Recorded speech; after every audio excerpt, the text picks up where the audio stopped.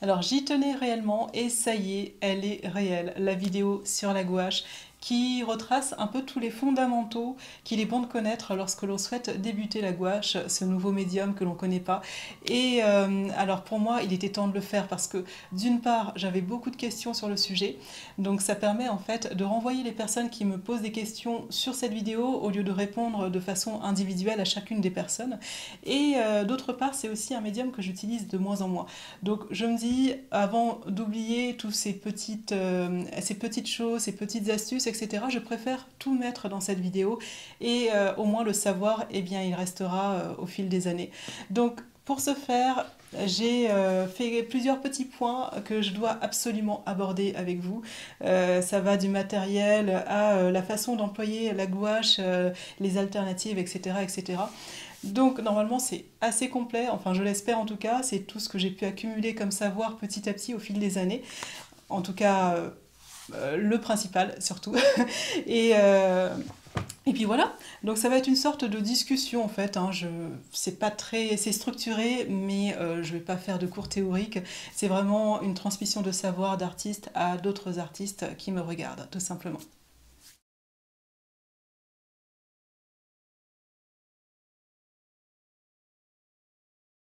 Alors tout d'abord, le matériel qu'il faut avoir. Donc bien entendu, quand on débute la gouache, on pense à la peinture, donc ça c'est indispensable. On a notre peinture. Alors à savoir que la gouache c'est une peinture qui est opaque. Donc forcément, le but, si vous souhaitez peindre de façon opaque, c'est parfait. Par contre, si vous souhaitez plus peindre de façon aquarellée, c'est-à-dire en transparence et uniquement en transparence, la gouache pour moi ne sera pas forcément d'une grande utilité, autant aller directement à l'aquarelle qui est vraiment prévue pour sa transparence. Par contre, la gouache, elle est assez polyvalente en fait, elle est assez versatile, on peut l'utiliser avec l'opacité et parfois on peut également créer des effets de transparence. Mais c'est pas le premier but recherché lorsqu'on utilise la gouache, il faut le savoir, le meilleur rendu en transparence, ce sera à l'aquarelle. Alors donc, pour commencer, alors, on peut utiliser plusieurs types de gouache. Il y a des fines, il y a des extra fines. Donc moi, j'ai des tubes d'extra fines ici. Et j'ai des tubes de gouache fine qui sont bien rangés à l'intérieur, quasi inutilisés. Donc la différence entre les deux, et il y a des gouaches aussi scolaires. Donc ça, c'est vraiment quelque chose que je vous déconseillerais si vous souhaitez débuter de façon sérieuse la gouache, car la gouache scolaire, elle est faite, comme son nom l'indique, pour quelque chose d'assez rapide, juste avoir un petit effet coloré et c'est tout. Donc elle n'est pas de superbe qualité. Donc le mieux, c'est toujours de viser la qualité artistique qui est assez prouvée. Enfin, vous verrez en fait derrière les tubes assez souvent dans la qualité artistique des annotations sur le pigment, sur la résistance du pigment face au temps, etc., etc. Donc si vous avez ces mentions-là, en général, ce sont des produits qui ont quand même une certaine qualité. Donc après, pour d'autres, même pour la fine, derrière, quand on regarde, c'est pareil. Donc voilà, il y a des informations sur l'opacité, sur la couleur, le pigment que c'est, et sur la résistance avec les petites étoiles dans le temps. Donc voilà, ça c'est un gage quand même de qualité. Donc le mieux quand on commence la gouache, c'est toujours d'utiliser peut-être au moins de la gouache fine au début, qui va peut-être coûter légèrement moins cher, mais l'extra fine pour moi c'est vraiment la meilleure. Lorsqu'on est sûr de ce que l'on souhaite, que l'on veut poursuivre dans ce médium, pour moi il faut investir ensuite dans de la gouache extra fine car le rendu sera vraiment différent.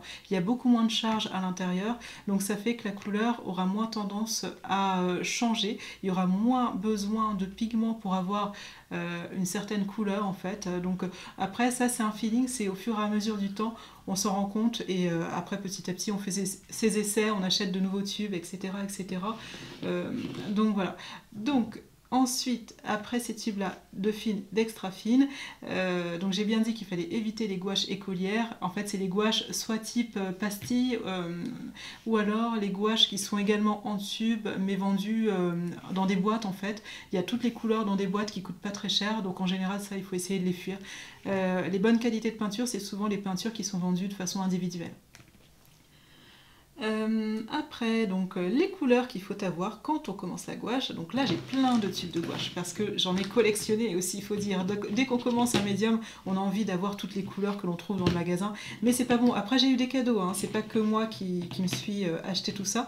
Mais en gros, quand on commence, on n'a pas besoin de tout ça. Ça, c'est avec le temps, ça vient en fonction des couleurs et des besoins que l'on souhaite avoir. Mais ce qui est bien d'avoir, c'est ça. Donc, un jaune, un rouge, un bleu, un blanc et un noir. Donc là, c'est pas une obligation que d'avoir absolument des couleurs primaires, c'est-à-dire on va pas avoir forcément du jaune primaire, du magenta, du rouge primaire, du bleu primaire, etc. etc. Mais on prend des couleurs en général qui nous conviennent un peu déjà. Donc c'est-à-dire que si on veut des compositions qui sont assez saturées en couleurs, assez foncées, donc on va choisir des couleurs qui sont quand même aussi un peu plus saturées en couleurs et un peu plus foncées également. Par contre, si l'on souhaite faire des compositions très légères, très claires, au lieu par exemple de mon bleu outre-mer, j'aurais peut-être pris soit un bleu de cobalt ou bien effectivement un bleu primaire. Ou alors même, j'ai un bleu horizon, enfin je connais pas, ça c'est quelque chose qu'on m'a offert, donc c'est pas vraiment des pigments qu'on connaît ici. C'est une marque japonaise, Turner, donc extra fine aussi. Pareil, au lieu par exemple du rouge brillant, ça c'est à la place du rouge vermillon que j'ai pris ça. J'aurais pu prendre peut-être le magenta de quinacridone, c'est un petit rosé. Donc voilà, peu importe en fait la couleur jaune, rouge, bleu que vous prenez, du moment que vous avez un jaune, rouge, bleu, c'est très bien. Et le blanc, ça permettra de faire les tons un peu plus pastel, un peu plus délavés, ou alors à rajouter quelques réaux. Et le noir, quand on ne peut pas foncer autrement les couleurs, surtout en gouache, quand il y a des charges à l'intérieur, c'est vraiment difficile d'obtenir des couleurs très contrastées et très foncées. Et c'est à ce moment-là, en dernier recours, que le noir va être utile, par exemple. Alors, concernant le support à peindre maintenant, donc la recommandation que j'ai à faire pour le support en gouache, c'est qu'il ne faut pas qu'il soit ni trop lisse, ni trop absorbant. Donc si c'est trop lisse, la gouache aura tendance un peu à fuir le papier, vous aurez du mal à l'étaler et à l'appliquer sur le papier. Et si c'est trop absorbant, et la gouache va sécher trop vite. Donc vous aurez appliqué à peine le pinceau que en fait ça va commencer à faire des effets un peu granuleux que vous ne souhaitez pas, surtout pour appliquer les premiers lavis, les premières couches de peinture. Donc voilà, donc pas trop lisse, pas trop absorbant. Alors pour moi le papier absorbant c'est tout ce qui est feuilles 100% coton pressé à froid. Donc ce sont des feuilles qu'on utilise pour l'aquarelle. Le mieux c'est le pressé à chaud. Donc là pour les feuilles que j'utilise pour la gouache, donc c'est souvent du papier qui va être pressé à chaud, donc du papier pour aquarelle, ou bien il y a aussi le papier en cellulose, donc là c'est la marque Canson, mais il y en a plein d'autres, hein. Franchement, il n'y a pas besoin de trop regarder sur la qualité du papier, surtout quand on peint à la gouache. C'est pas comme l'aquarelle où le papier en fait a son effet également sur la couche picturale. Là, la gouache elle va tout recouvrir, donc surtout si c'est pour des croquis rapides d'études, pas besoin de trop investir dedans. Donc ça par exemple, un gros carnet comme ça coûte une dizaine d'euros et j'ai une centaine de pages, j'en ai 100. Et elles sont de très bonne qualité. Donc si on ne veut pas faire forcément utiliser toute la feuille, donc là c'est un format A4 à peu près, donc je peux la couper, etc. Et ça m'en fait 200 au total de feuilles de croquis. Donc c'est parfait. Donc en tout cas voilà pour le papier. Et donc c'est un papier, celui-là cellulose, un peu type mix média. On peut normalement peindre... là c'est marqué pour aquarelle, mais bon c'est en cellulose, donc cellulose forcément. On peut même dessiner dessus, hein. On peut utiliser un peu toutes les techniques qui se dessinent ou où on doit utiliser du papier par exemple. Et alors, ce que j'aime bien avec tout ce qui est papier pour aquarelle, c'est que c'est légèrement texturé comme ceci. Donc notamment quand on souhaite frotter un peu le pinceau, créer quelques petits effets de style, créer quelques petits effets de matière. Donc là, ça permet de réaliser assez facilement certains effets. Donc ça c'est pas mal, donc ça c'est pour les compositions un peu plus pointues, puisque c'est vrai que le papier pour aquarelle en coton coûte beaucoup plus cher que le papier en cellulose. Mais voilà, si on veut se faire plaisir en fait, de temps à autre, on peut utiliser ce type de papier. Alors, pour assembler tous nos croquis, alors moi j'aime peindre à la gouache dans des carnets de croquis. Donc c'est un carnet de croquis, un album encore une fois pour aquarelle. Donc là il y a un peu tout, hein. Ça a été désigné pour l'aquarelle mais je l'utilise pas du tout pour l'aquarelle, hein. C'est vraiment une horreur, c'est un papier qui est pressé à chaud. Donc là je vais pas m'étendre dessus, j'en ai peut-être déjà parlé dans l'une de mes vidéos précédentes. Mais en gros là c'est un carnet de croquis pour aquarelle que j'utilise principalement que pour la gouache. euh, donc voilà, ça permet de regrouper tous ces petits croquis à l'intérieur. Sans forcément avoir des feuilles volantes, donc c'est vraiment pas mal. Et ce que je fais aussi maintenant, récemment, donc j'ai parlé du papier qui ne devait pas être trop absorbant, donc j'ai découvert quelque chose qui permet d'éviter cette absorption, c'est l'induction du papier avec du gesso. Forcément, le gesso n'est pas fait que pour l'acrylique ou que pour la peinture à l'huile, donc le gesso permet tout simplement d'imperméabiliser, d'apporter un après pour éviter que ce soit trop absorbant. Et en plus, alors moi j'ai ce gesso là, mais il y en a bien d'autres, hein, de super qualité. Ça c'est parce que j'ai ça en magasin, c'est celui qui me convient. Il n'est pas trop fort en odeur, donc il est bien couvrant. Voilà, j'en ai essayé d'autres auparavant et je suis tombée sur celui-là. Comme je suis conquise, ben, j'en change plus, mais il y en a bien d'autres certainement, bien d'autres marques. Et ce que je fais, surtout pour la gouache, je colore mon gesso. Ah, oh purée. Voilà, celui-là j'y arrive. Donc je colore mon gesso à l'intérieur. Donc soit en nuances, là c'est des nuances un peu plus grisâtres. Voilà. Et là, normalement, c'est des nuances comme celle-ci, mais j'ai du mal à l'ouvrir, celui-là. Donc, ah, ça y est. Voilà. Voilà, donc là, c'est une nuance un peu plus saumon. Donc, il faut dire que c'est du blanc, hein, le gesso. Donc, forcément, le blanc mélangé à d'autres couleurs, ça donne des couleurs un peu crémeuses. C'est pas forcément la couleur que j'utilise pour peindre, par exemple, à l'huile ou autre. En général, c'est plus de la terre de sienne brûlée, etc. Mais ça fait très bien l'affaire pour peindre à la gouache, hein. C'est vraiment des petites études assez rapides. Et au moins, je commence pas sur une page blanche comme je faisais auparavant. J'ai pas d'embut blanc lorsque je peins. Donc ça, j'apprécie de peindre avec du gesso par-dessus. Et d'ailleurs, l'expérience de peinture est beaucoup plus agréable. En fait, ça s'étale beaucoup plus facilement, l'humidité reste plus longtemps, j'ai l'impression. Donc après, c'est à tester, hein. Moi, c'est quelque chose que j'ai découvert avec le temps. J'ai essayé aussi. Et voilà. Autre chose concernant les supports papier, donc il faut faire très très attention à avoir un support papier d'un bon grammage, d'un grammage suffisamment important pour pouvoir accéder n'importe quoi, pour pouvoir accepter plutôt l'humidification de la feuille. Donc on utilise de la gouache, mais pas que, on utilise de l'eau également pour fluidifier la gouache, et du coup l'eau risque de faire gondoler le support. Donc c'est pour ça que c'est toujours bon d'avoir une feuille d'un grammage suffisamment conséquent. Alors 300 grammes par mètre carré, c'est la norme en général pour l'aquarelle, donc c'est très bien. Alors lorsque l'on peint, on peut utiliser plusieurs petites choses pour éviter que les feuilles ne bougent de trop, donc notamment quand on est en extérieur. Alors moi j'ai tendance à utiliser plutôt ce type de scotch, comment ça s'appelle? C'est pas scotch, mais ruban de masquage, voilà. Donc c'est du ruban de masquage, c'est tout simplement une sorte de scotch avec du papier qu'on peut découper facilement avec le doigt, comme ça. Ça permet de faire des beaux encadrements comme ceci. Hop, donc on en met tout autour. Ça permet d'être récupéré aussi, donc s'il est encore utilisable, on peut les coller à l'arrière, par exemple si on part en plein air, au lieu de partir avec un rouleau comme ça, on se colle les bouts de scotch qu'on a besoin, de ruban de masquage, et puis voilà, on peut les décoller et les recoller à volonté, enfin jusqu'à usage, et après on jette, hein, forcément. Et il y a aussi, donc, ça permet aussi également de tenir des fois, c'est ce que j'ai fait, hop, voilà, comme ceci. Même à l'extérieur, si on n'a pas de pince, on peut faire tenir comme ceci son carnet de croquis.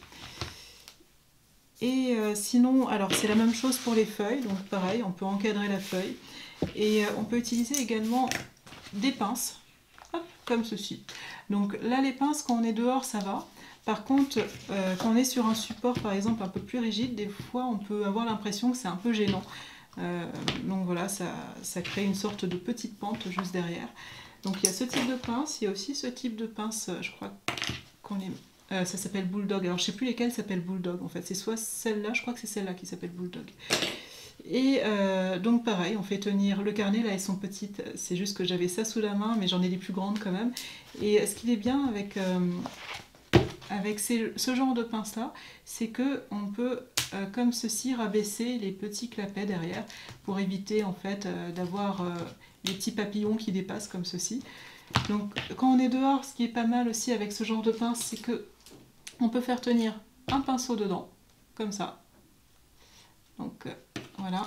Alors en général avec les pinceaux avec un manche en bois, il faut éviter puisque l'eau a tendance à remonter à l'intérieur et à faire casser, fondre le bois. Avec cette pince là c'est aussi possible, mais par contre c'est plus pour des pinceaux, alors là ça rentre mais voilà, donc il y a moins de place quoi, hein. C'est pour les pinceaux un peu plus fins quand même. Donc là par exemple celui-ci il rentrera un peu mieux, mais voilà, ce type de pince est quand même plus facile, hop on l'insère et puis c'est bien coincé à l'intérieur et ça permet de reprendre, etc. Après on peut éventuellement le mettre comme ça, mais là on doit faire attention à chaque fois aux poils pour pas les abîmer, etc. Donc voilà, il vaut mieux les mettre comme ceci, voilà. Alors ça me fait une superbe transition pour la suite, c'est-à-dire les pinceaux et outils à peindre, parce qu'il n'y a pas que les pinceaux, il y a aussi le couteau à peindre. Donc les pinceaux, je dirais là pas besoin de trop réfléchir. N'importe quel pinceau bon marché vous permettra de peindre à la gouache. C'est pas comme l'aquarelle où là le pinceau est vraiment indispensable, il faut qu'il retienne beaucoup l'eau, etc. Donc c'est un peu plus compliqué pour l'aquarelle. Mais en gouache, là par exemple j'ai un pinceau qui m'a pas coûté très cher, donc qui m'est très utile d'ailleurs pour la gouache. Il est suffisamment ferme pour pouvoir peindre avec en tout cas. Donc voilà, ça pareil, c'est un pinceau assez bon marché, peut-être, je sais plus, moins de 5 € en tout cas le pinceau. Quelquefois c'est vendu par lot, donc là j'en ai acheté plusieurs par lot comme ça. Et puis voilà, mais il n'y a pas besoin de trop voir sur la qualité, du moment qu'il ne perd pas ses poils, qu'il est assez ferme pour tenir les gouaches, c'est l'essentiel. Donc il faut éviter par contre à tout prix les pinceaux qui sont trop mous. Comme, alors j'en ai ici, hop, par exemple les pinceaux qui sont dédiés à l'aquarelle, donc là je vous dirais de les éviter pour la gouache, parce qu'ils sont vraiment... ils se tordent trop facilement. C'est un peu comme quand on peint à l'huile. L'huile, c'est un médium qui est opaque également et qui est assez ferme en fait. Donc forcément, pour appliquer l'huile, qui est déjà un médium ferme, on a besoin d'outils, de pinceaux suffisamment fermes pour pouvoir l'appliquer. Donc si on a ça, forcément, le pinceau, déjà, il tient pas la longue. Hein, à mon avis, vous pouvez le jeter assez rapidement. Et puis, vous allez assez... ça va être assez difficile à appliquer les pigments. Ou alors, ça va tout reprendre à l'intérieur du pinceau, tout va sécher à l'intérieur, donc c'est pas vraiment l'idéal. Donc là c'est bien, en gouache on fait des économies en pinceau, donc suffisamment ferme comme ceci là, voilà. Donc ça c'est bien, ça. Après ça dépendra aussi de la façon de peindre. Si vous avez une façon de peindre qui est un peu plus, on va dire, transparente, même si je déconseille d'utiliser la gouache que dans sa transparence, effectivement un pinceau un peu plus souple, il y a des pinceaux synthétiques un peu plus souples comme celui-ci par exemple que j'utilise pour les premières touches, les premières couches de peinture, donc peuvent faire l'affaire, mais au final vous peignez surtout comment dire, avec des pinceaux beaucoup plus rigides en gouache. Donc c'est vraiment, on brosse assez souvent le pigment, on crée des effets de matière, comme en peinture opaque en général. Donc voilà. Alors moi j'ai une panoplie de pinceaux plats, donc l'essentiel c'est vraiment les pinceaux plats qui sont le plus utiles. Après il faut essayer, hein, mais personnellement dans ma pratique c'est vraiment... Enfin, je trouve que les pinceaux plats sont quand même beaucoup plus utiles que les autres. Ça permet de faire des larges aplats, ça permet aussi de travailler de façon un peu plus précise juste avec le coin là. Donc on n'a pas forcément vraiment besoin de pinceau rond quand on peint à la gouache. Et puis donc j'en ai de différentes tailles. Et au final, alors le pinceau un peu biseauté, ça peut être utile, il est assez polyvalent, donc je n'utilise pas tant que ça. Mais si on veut un pinceau alors non, plutôt deux pinceaux en un, eh bien on a le côté plat ici, un peu biseauté, et le côté un peu pointu. Mais bon, c'est quelque chose que en fait on retrouve ici avec des pinceaux plats classiques, où on a le côté plat là, et le côté pointu sur l'un des côtés. Donc en gros, c'est pas vraiment très utile, mais si vous voulez acheter qu'un seul pinceau... non, je dirais réellement d'acheter un pinceau plat. Si vous avez qu'un seul pinceau, c'est le pinceau plat qu'il vous faut. Après, Les pinceaux plats, j'ai quelques pinceaux ronds. Un qui me permet de faire quelques petits détails sur la fin de la composition, sur la fin de travail. Et ce pinceau-là, je l'aime bien, c'est pour... on voit pas, ça fait pas le focus. C'est un pinceau qui permet de faire, en fait, c'est un traînard, donc qui permet de faire des lignes très très fines. Donc ça, j'aurais bien sûr beaucoup de mal à le faire avec des pinceaux plats comme ceci. Donc en pinceau, pour moi, c'est vraiment pas du tout compliqué. Après, couteau à peindre, donc ça dépendra aussi de votre façon à peindre. Si vous souhaitez vous initier à la peinture un peu plus pâteuse, donc ça peut être utile également. Et ça me permet surtout de mélanger les pigments quelquefois sur la palette, ça dépend. Donc ça, je vais en parler plus tard lorsque j'évoquerai la palette. Le dernier pinceau, l'un de mes chouchous maintenant, c'est celui-ci. Donc en fin de tableau, c'est pareil, ça fait pas mal d'effets de matière assez intéressants. Il a vraiment des poils très très durs en fait, et comme ils sont légèrement espacés, donc ça permet de recréer quelques effets comme de l'herbe par exemple, des effets un peu végétaux. Donc celui-là, pareil, c'est un pinceau qui coûte vraiment pas cher, un pinceau d'écolier je crois bien, acheté en magasin, même pas spécialisé, hein, réellement dans un supermarché classique, je crois qu'on en trouve pas mal des comme ça. Donc voilà, ça c'est vraiment pas mal aussi. Alors maintenant, le médium pour la gouache. Très simple, le médium c'est que c'est de l'eau, tout simplement. Donc on peut l'avoir assez facilement à son robinet. On peut transporter cette eau dans différents contenants. Donc là c'est tout simplement un contenant alimentaire, hein. Et puis là c'est un contenant type double godet, donc c'est plus dédié à la peinture à l'huile en général, mais ça permet également de voyager un peu léger en fait, surtout si on doit faire des croquis en extérieur, ou alors si on souhaite s'installer un peu n'importe où pour peindre à la gouache, dans son salon, sur le canapé par exemple. Donc c'est beaucoup plus pratique, et moi ce que je fais, donc il y a déjà un système de clips ici en bas.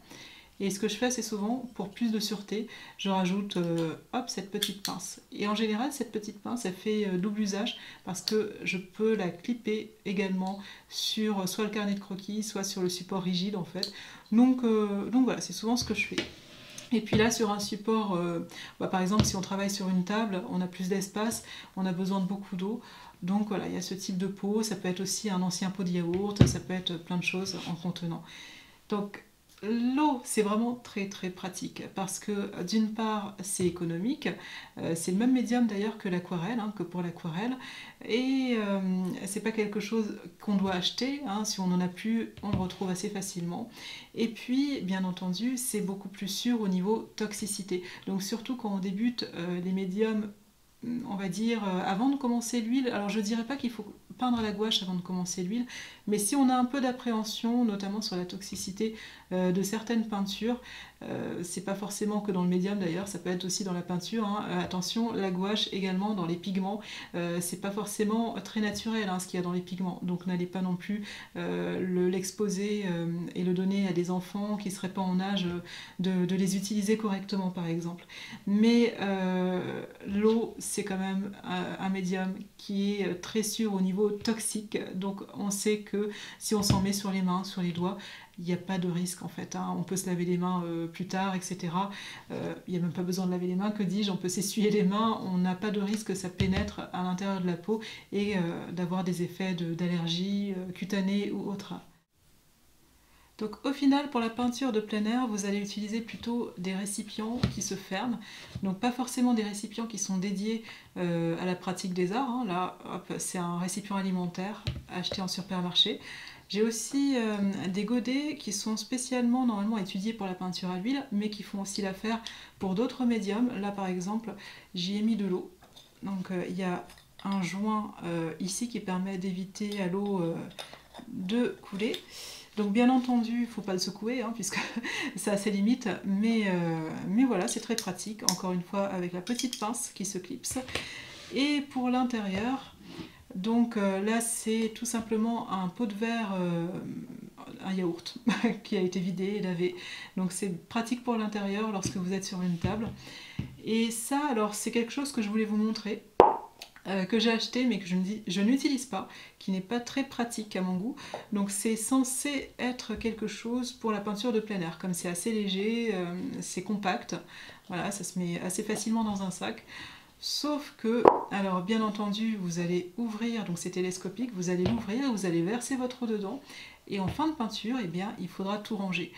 Sauf que pour ranger, bien entendu, il faut vider ce gobelet. Ce gobelet qui a beaucoup d'eau sale à l'intérieur. Donc soit vous avez une bouteille dédiée et vous renversez le tout, et bien entendu comme c'est pas trop précis, et bien vous en mettez sur les côtés, soit, et là c'est pas très gentil, vous reversez tout dans la nature, mais en général vous ne faites pas ça, parce que si vous faites de la peinture de plein air, c'est que vous êtes amoureux de la nature, donc vous voulez pas la polluer, tout simplement.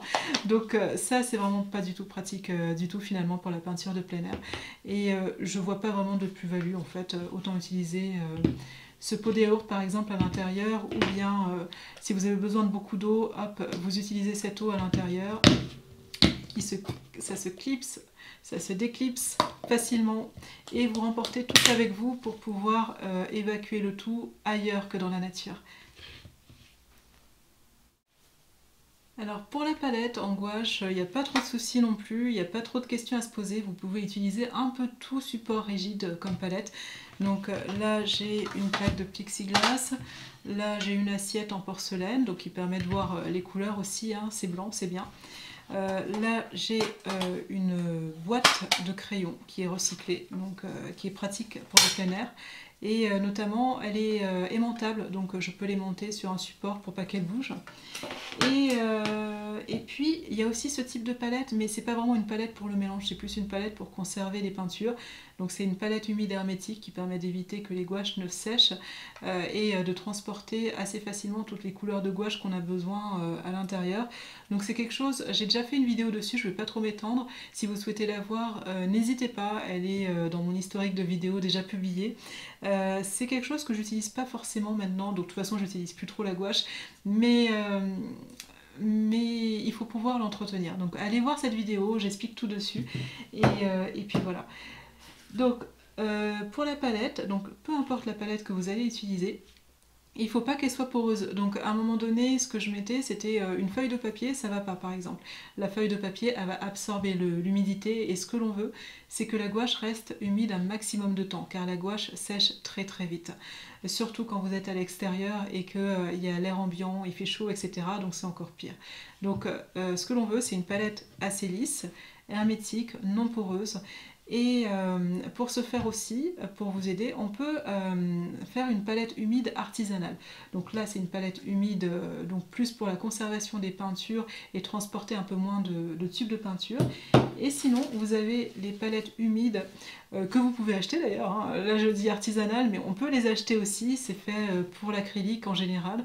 Donc ce sont des contenants, des boîtes comme ça hermétiques avec à l'intérieur une sorte d'éponge que l'on mouille et un papier posé. On peut faire exactement la même chose pour pas cher avec une éponge comme ceci.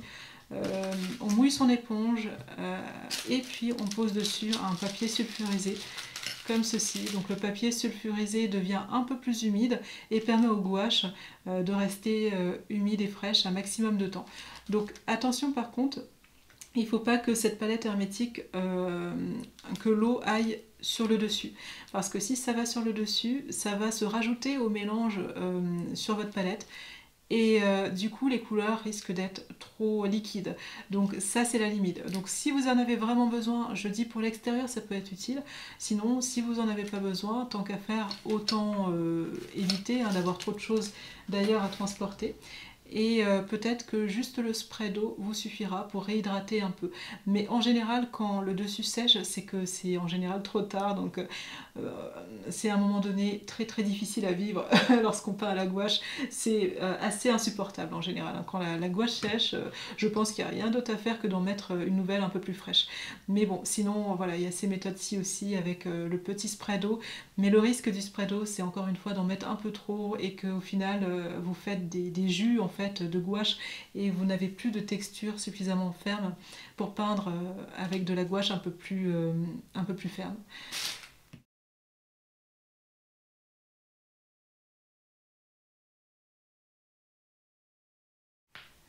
On arrive enfin à la partie que vous attendez tous, c'est la façon de peindre avec la gouache. C'est surtout connaître ce médium qu'est la gouache, comment elle réagit, etc., etc. Et tout d'abord, ce qu'il est bon à savoir, c'est le comportement de la gouache. C'est vraiment très important. Chaque médium a une façon de se comporter bien particulière. Et pour la gouache, il faut savoir que la gouache sèche très vite. La gouache sèche vraiment très vite. Ça peut être un atout parce que ça nous permet de travailler par superposition de couleurs. Donc en général, c'est pour ça qu'on peint à la gouache. Par exemple, les peintres à la peinture à l'huile, s'ils utilisent la gouache, c'est que ça leur permet d'avoir un rendu final assez rapidement. Il n'y a pas besoin d'attendre plusieurs jours, plusieurs semaines avant de mettre de nouvelles couches de gouache par-dessus. Donc là, la gouache, vous travaillez, vous attendez quelques minutes et puis vous pouvez retravailler par-dessus et faire ces petits effets-ci. Donc là, il y a plusieurs couleurs, plusieurs couches de couleurs. Il y en a en dessous, il y en a au milieu, il y en a au-dessus, etc., etc. Donc on voit par transparence l'effet petit à petit, les couleurs qui ont été rajoutées. Donc ça fait un peu vivre ce petit tableau, ce petit croquis. Donc c'est vraiment un atout pour ça. Par contre, c'est un grand inconvénient lorsque l'on fait ces mélanges. Donc bien entendu, quand on pose ces gouaches sur la palette, en fait, au début, elles sont fraîches. Sauf qu'avec le temps, et bien forcément, la gouache sèche. Et donc, on a du mal à reprendre de la gouache pour à nouveau créer de nouveaux mélanges. Et c'est là que le problème survient. C'est qu'on va peut-être surdoser en eau pour essayer de récupérer la gouache. Et donc après, le petit conseil que je peux vous donner pour éviter ça, c'est d'utiliser encore une fois la palette humide dont j'ai parlé juste précédemment. La palette humide artisanale, vous pouvez mettre une petite éponge en dessous avec votre papier sulfurisé. Vous pouvez utiliser un spray en eau, mais attention, il faut bien doser. Encore une fois, parce que c'est un risque d'inonder les couleurs et puis de se retrouver avec de l'aquarelle plutôt que de la gouache. C'est aussi d'enduire avec du gesso votre page, donc ça permet encore une fois d'éviter que la page n'absorbe trop d'humidité et de conserver une application assez lisse en fait, assez agréable avec le pinceau, et d'éviter aussi que ça reste coincé, finalement les petits morceaux de peinture restent coincés sur les pinceaux. Là c'est vraiment très très désagréable, il faut assez souvent le rincer d'ailleurs le pinceau, ça je sais pas si j'en ai parlé, mais pour éviter l'application très très difficile, il faut rincer régulièrement le pinceau, puisque le pinceau, lorsque vous avez des difficultés à appliquer la gouache, c'est souvent qu'il y a des petits morceaux de gouache qui sont restés coincés à l'intérieur. Donc dans ce cas-là, vous rincez, vous essuyez le pinceau et puis vous recommencez, vous reprenez de la couleur et vous recommencez à peindre. L'inconvénient, c'est ça. Il faut éviter les surfaces qui sont trop poreuses. Donc ça, je l'ai expliqué avec le type de papier qu'il fallait choisir pour la même raison. Parce que nous, ce qu'on cherche en gouache, c'est conserver un maximum de temps l'humidité. Sauf que si on prend un papier qui est trop poreux, eh bien forcément, ça va tout de suite absorber trop rapidement l'humidité. On n'aura pas le temps de travailler de trop le pigment sur le papier. Ensuite, autre comportement de la gouache, et ça c'est une horreur, c'est horrible, c'est les couleurs qui vont changer au séchage. Donc ça c'est vraiment très très frustrant pour les personnes qui peignent à la gouache. Vous allez poser une couleur, en général sombre par exemple ici, et au séchage, la couleur sombre va s'éclaircir. A l'inverse, les couleurs les plus claires vont devenir plus sombres. Donc les couleurs vont petit à petit se regrouper et vous aurez du mal à créer les contrastes que vous souhaitez réellement. Donc en général, il faut... en fait, il faut tester. De toute façon, faut voir comment ça réagit. Mais c'est normal. C'est pas, même si vous avez acheté de la gouache de superbe qualité, de qualité extra fine, je crois que on peut rien y faire. En fait, c'est le médium qui veut ça. Il y a des charges dedans qui fait que c'est opaque et c'est certainement ces charges qui font que petit à petit la gouache va ternir légèrement. Pour éviter le ternissement des gouaches, il n'y a pas d'autres 10 000 solutions. Donc comme j'ai dit tout à l'heure, c'est d'éviter l'utilisation des couleurs neutres, donc du blanc et du noir, de les réserver, en tout cas dans les mélanges, de les réserver réellement si vous ne pouvez pas faire autrement. Et sinon le blanc, c'est surtout pour les petites pointes dorées haut à la fin. Et le noir, c'est vraiment si vous avez pas possibilité de foncer plus vos couleurs. C'est pour ça, si vous aimez peindre de façon très contrastée, avec beaucoup de sombre, il vaut mieux choisir des couleurs type primaire sombre plutôt que de prendre du noir. Donc au lieu du rouge, peut-être, je vais prendre une couleur terre, éventuellement, terre d'ombre brûlée, terre de sienne brûlée.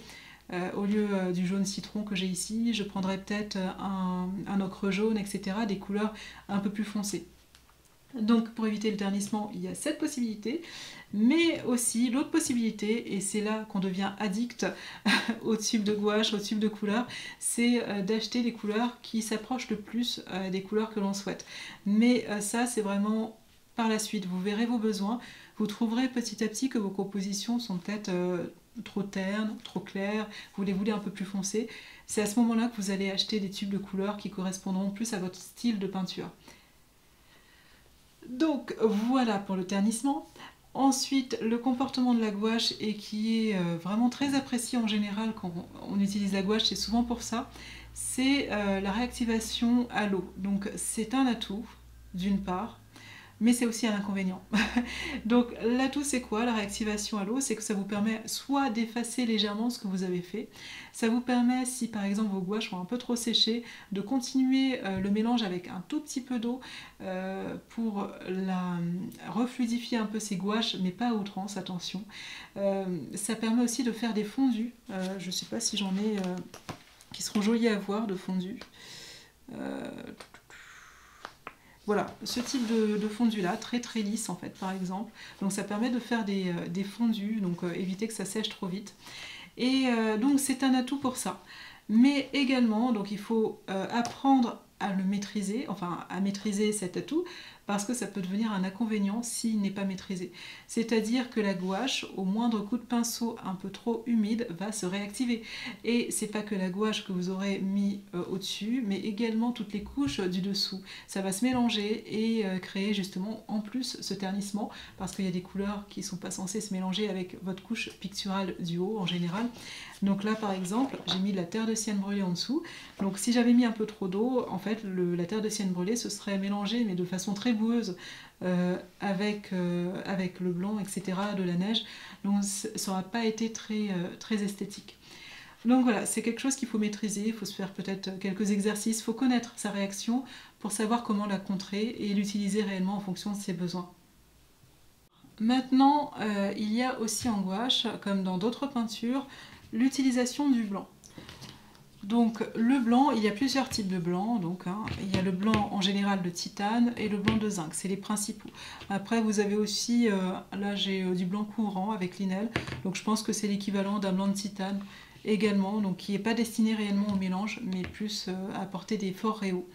Donc là en général, il y en a qui vont utiliser un seul, le blanc de titane, et ça va leur convenir. Sauf qu'il y en a certains qui vont trouver que le mélange avec le blanc de titane, donc là je vais faire l'essai en même temps, le mélange avec le blanc de titane ternit de trop les valeurs. Donc moi je vais faire mon essai, enfin chacun se fera son avis sur la question. Moi personnellement j'ai le mien aussi, donc je le dirai juste après. Donc hop, donc là j'ai un blanc de titane à gauche et j'ai un blanc de zinc à droite. Alors, je vais prendre un petit pinceau, pas trop gros, puisque... Voilà, un peu d'eau.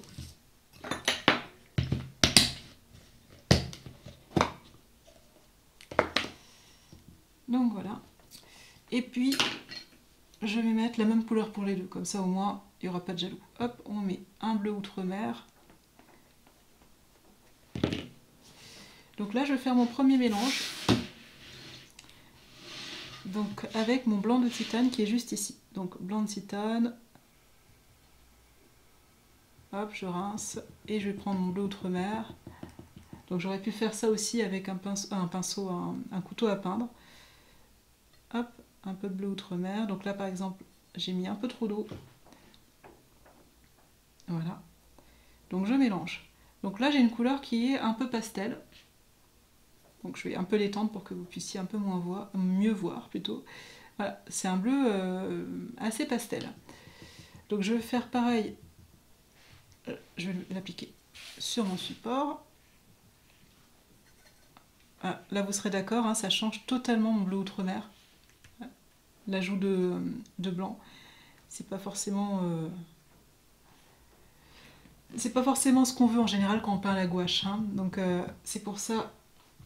Alors ensuite, mon blanc de zinc, je fais exactement le même exercice avec un peu de mon bleu outre-mer.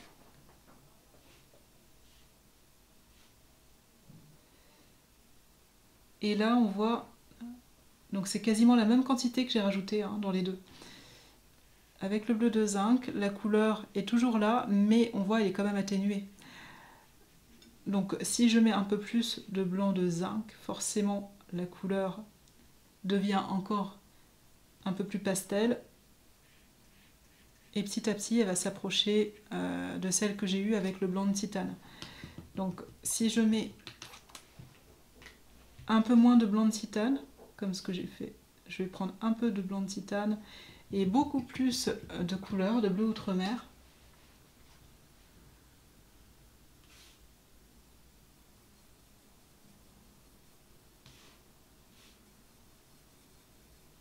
Je peux également obtenir le même résultat que celui que j'ai là. Donc le blanc de zinc, bon, si vous savez doser vos couleurs, il n'est pas forcément très essentiel. Ça dépend du feeling de chacun, hein, de toute façon, avec le blanc. Mais en gros, de toute façon, en gouache, ce que je vous ai dit, c'est vraiment le blanc, il est quand même à éviter lors des mélanges. Je vais plus l'utiliser, voilà, par exemple, si je dois faire un réo, hop, voilà, de façon très ponctuelle, comme ceci. Et là, il va conserver son intensité en le mélangeant peut-être avec une petite pointe, par exemple, de jaune, si on veut réchauffer un peu le blanc. Hop, là, voilà.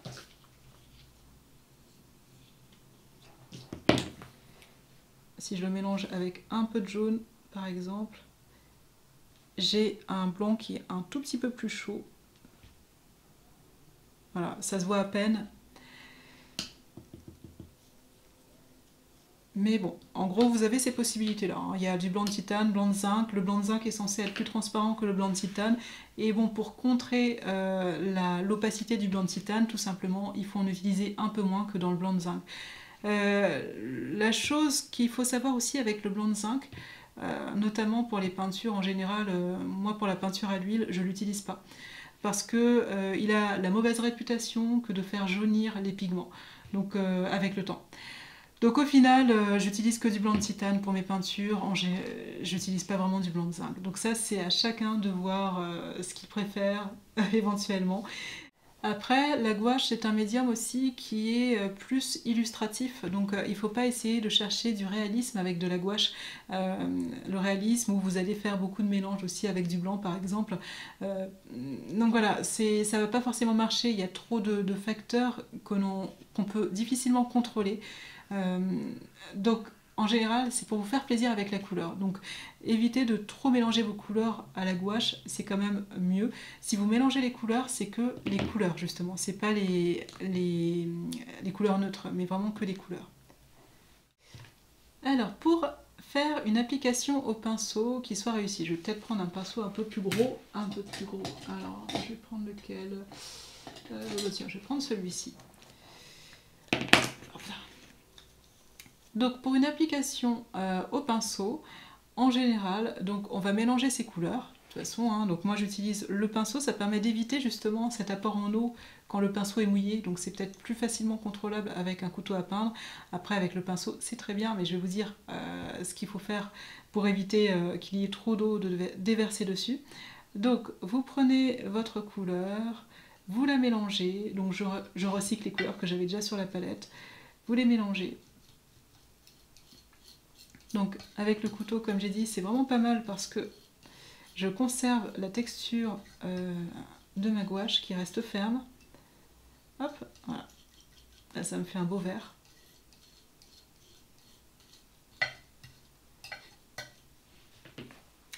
Donc voilà. Et puis, on humidifie son pinceau, c'est important d'avoir un pinceau humide parce que la gouache sèche vite, donc si le pinceau est déjà sec, ça va pas. À part si vous voulez faire quelques effets de style sur la fin, brosser et texturer, etc. à souhait. Donc oui, mais au début, en général, on veut appliquer la couleur de façon assez uniforme. Donc on humidifie le pinceau et pour éviter de déverser trop d'eau sur la palette, il est important de bien essuyer le pinceau. Donc comme ceci, moi des fois j'appuie en fait avec un torchon comme ceci, ou alors on peut aussi pousser un peu les poils sur son torchon. Alors bien sûr il ne faut pas taper dessus, hein. Il faut vraiment respecter aussi le sens du poil. Voilà, il est tout juste humide comme il faut. Et puis je prends de la peinture avec mon pinceau. Donc si je sens que ça accroche la palette, c'est à ce moment-là que je vais reprendre un tout petit peu d'eau juste avec l'un des coins du pinceau ou une petite pointe du pinceau, comme ceci. Et puis je vais l'étaler sur la palette comme cela. Voilà. Je prends une petite pointe là d'eau et je l'étale sur la palette en fonction de mon besoin. Et là, je conserve une texture de gouache. Donc ensuite, pour l'application, ben, c'est simple, hein, c'est voilà, comme ceci.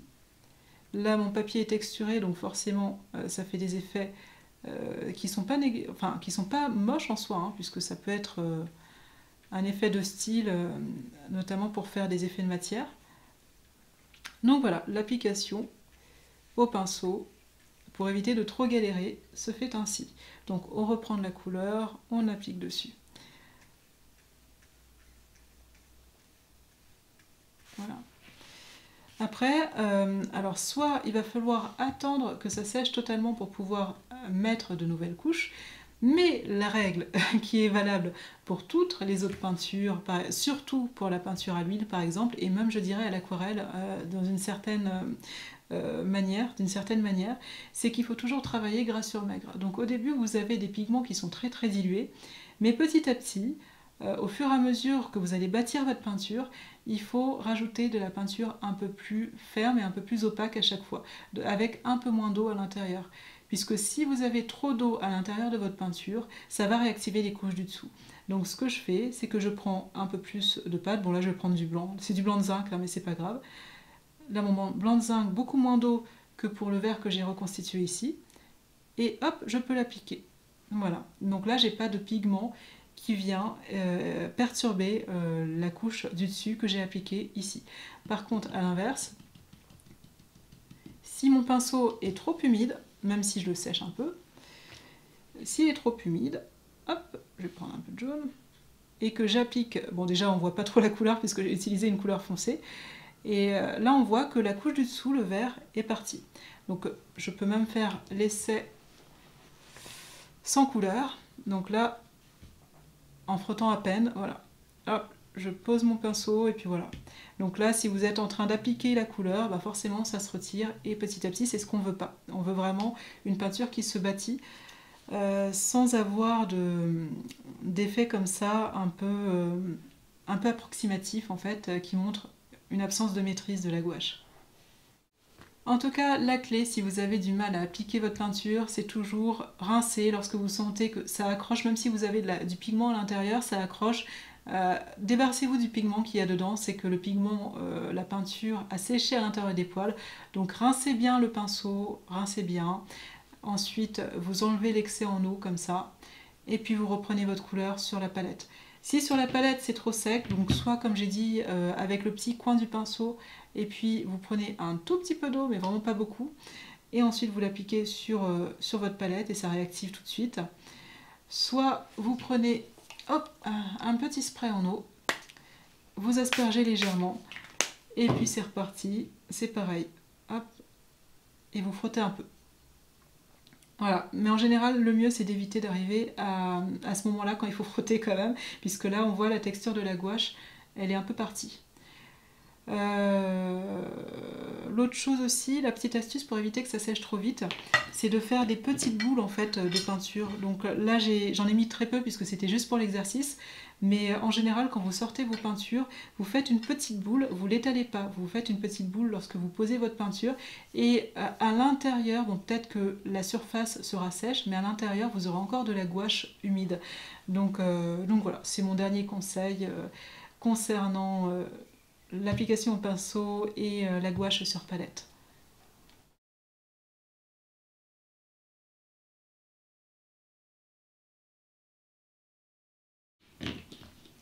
Alors si vous n'êtes pas trop sûr, vous souhaitez vous mettre à la gouache, mais vous n'êtes pas sûr, vous ne savez pas si vous allez apprécier, vous n'avez pas trop envie d'investir, même si, bon, comme je vous ai dit, là, un tube, ça c'est de l'extra fine, un tube ça vaut à peu près 5-6 euros. Ça dépend du pigment aussi, il y en a qui coûtent un peu plus cher.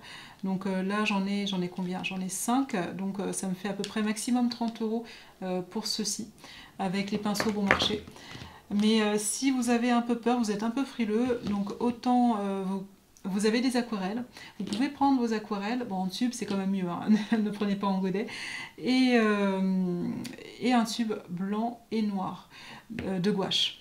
Donc ça vous permet de recréer de la gouache tout simplement avec vos aquarelles. Donc il faut savoir que la gouache c'est rien de plus ni moins que le même pigment en aquarelle, mais avec des charges supplémentaires que l'on retrouve dans le blanc de titane par exemple. Donc alors je vais faire un petit essai. Cette fois-ci, je vais prendre l'or de quinacridone ou non, le rouge. L'orange, plutôt. Donc là, c'est de l'aquarelle. Ah, je mets une petite pointe d'aquarelle. Et un petit peu... Donc là, c'est du blanc de titane. En gouache. Donc, ce que je fais, c'est que en mélangeant les deux, ça va me donner forcément de la gouache. Ce sera plus de l'aquarelle.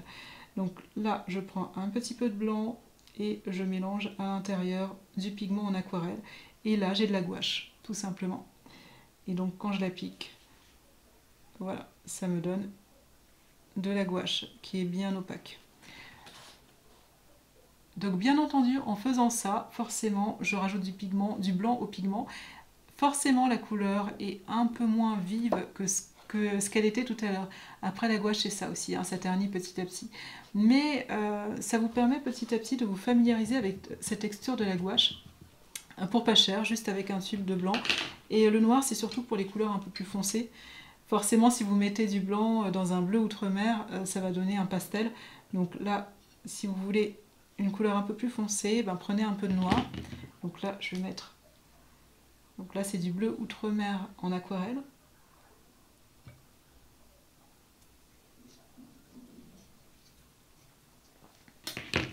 Voilà, comme ça. Ah, j'enlève un peu. Hop là. Donc, pareil, je prends un peu de pigment, voilà, à l'aquarelle. Je prends un peu de mon noir, un tout petit peu, pas trop, puisque sinon ça... Et là, ça me fonce mon bleu outre-mer. Et lorsque je l'applique, bien sûr, ça fait plus trop un bleu outre-mer, c'est plus un bleu de Prusse ou un bleu indigo, je dirais même. Mais ouais, il y a cette possibilité-là. Ou alors, vous rajoutez encore une fois le blanc. Donc si on met un peu de blanc à mon bleu outre-mer, ben, ça fait comme j'ai fait là de toute façon. Hein. Ça me fait un bleu outre-mer délavé.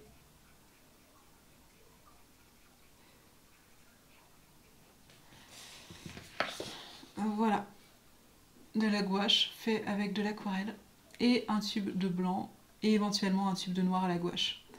Donc ça c'est vraiment l'alternative. Donc outre, c'est pas forcément tant économique puisque finalement vos tubes d'aquarelle ils coûtent certainement plus cher que la gouache, mais ça permet de voyager assez léger, même si par exemple j'enlève le noir, hop, je mets ça, vous prenez ça dans votre trousse de plein air et c'est assez rapide, enfin c'est assez léger en voyage. C'est aussi que ça évite peut-être les dépenses inutiles au début si vous n'êtes pas trop sûr d'aimer ce médium opaque. Ça permet également d'avoir des couleurs légèrement plus vives quelquefois quand la gouache a un peu ses limites et ternit de trop, surtout si vous avez peut-être des couleurs fines en gouache. Donc vous prenez vos aquarelles extra fines en tube et puis vous pouvez rajouter un peu de vivacité à vos couleurs de gouache. Donc l'avantage aussi c'est que c'est le même liant, j'ai oublié de le dire, peut-être, je sais plus. Mais la gouache et l'aquarelle, il y a le même liant, c'est de la gomme d'arabique. Donc il n'y a pas trop de soucis liés à ces mélanges-là. Bien entendu, il ne faut pas faire la même chose avec de l'acrylique. C'est différent, c'est pas le même liant, c'est pas le même médium. Ça y est, je voulais la faire et enfin, elle est là cette vidéo sur la gouache et je suis vraiment ravie de l'avoir faite et de pouvoir la partager avec vous sur les fondamentaux de la gouache pour quelqu'un qui souhaite commencer ce médium et qui ne connaît pas du tout les médiums opaques, quelqu'un éventuellement qui souhaite peindre avec un médium opaque mais il ne sait pas encore trop lequel. Bon, c'est une bonne transition moi je trouve. Après, attention, attention, si vous avez en vue un médium opaque bien particulier, je vous dirais de directement commencer avec celui-ci. Par exemple, si vous souhaitez peindre à l'huile, vous n'osez pas trop, vous étiez plutôt aquarelliste, vous souhaitez peindre à l'huile, peignez à l'huile. Ne passez pas par la gouache, ça sert à rien en fait. Vous allez perdre un peu de temps. Moi, ce que j'ai fait, c'est que j'ai pris la gouache, non pas pour remplacer l'huile, mais plus pour ce côté pratique en fait, pour pouvoir peindre en plein air par exemple. Il est beaucoup plus pratique de prendre, de prendre ses gouaches pour peindre en plein air. Il y a quelques tubes, un peu d'eau, quelques pinceaux, un carnet de croquis, plutôt que la peinture à l'huile qui est un peu plus encombrante. Il faut un chevalet en général pour peindre et des médiums qui sont assez toxiques aussi. Donc si on fait une erreur de manipulation à l'extérieur, on en a sur les mains, bon voilà, c'est pas trop. C'est un grand inconvénient quand même pour ça. Donc il faut avoir certaines habitudes de manipulation. Et c'est pour ça que la gouache, elle convenait très bien pour la peinture de plein air. Elle convenait aussi, alors quelquefois, je me mettais sur le canapé et comme pour les croquis, en fait, quand je dessinais au crayon, eh bien j'utilisais la gouache, pareil, sur mon canapé, avec mon carnet de croquis, avec mes gouaches. Donc c'est vraiment ce côté pratique. Après, j'adore de trop la peinture à l'huile. Donc pour moi, ça ne remplacera jamais la peinture à l'huile. La gouache, du coup, j'ai beaucoup délaissé maintenant. Je n'ai peint à la gouache qu'une fois en plusieurs mois. Donc c'est vraiment un médium que vous ne verrez plus trop utiliser sur ma chaîne ou exceptionnellement. Donc là je ne vais pas dire que c'est une sorte de vidéo qui clôture un peu mon aventure avec la gouache, mais presque. Maintenant je prends trop de plaisir à peindre à l'huile, c'est mon médium. J'ai même un peu mis de côté également l'aquarelle d'ailleurs pour ça. Mais j'ai trouvé le médium de mon cœur. Donc du coup, voilà, je fais qu'avec ça. Et de toute façon, au bout d'un moment, il faut savoir connaître ses priorités. On ne peut pas peindre avec trop de médium et au final survoler le médium en fait. Donc au bout d'un moment, il faut se concentrer sur quelque chose en particulier qui nous fait le plus plaisir, même s'il y a bien d'autres choses qui nous plaisent. Mais peut-être qu'on les pratique, mais de façon un peu plus ponctuelle dans ce cas-là. Et puis voilà. Donc prochaine vidéo plutôt peinture à l'huile, que ce soit portrait, paysage, matériel, etc., etc. Et puis donc j'espère que ça vous aura vraiment plu et que ça vous aura apporté quand même quelque chose cette vidéo, puisque j'ai pris le temps de la faire. Je me suis vraiment concentrée, j'ai fait tout un plan en fait détaillé, etc. Bon, ça m'a demandé beaucoup de travail, même si ça a l'air de rien comme ça. Et en tout cas j'espère que ça sera vraiment très utile. Et puis voilà, je vous dis à très bientôt pour de nouvelles vidéos, de nouvelles aventures. Et je pense que c'était tout. Voilà. Au revoir.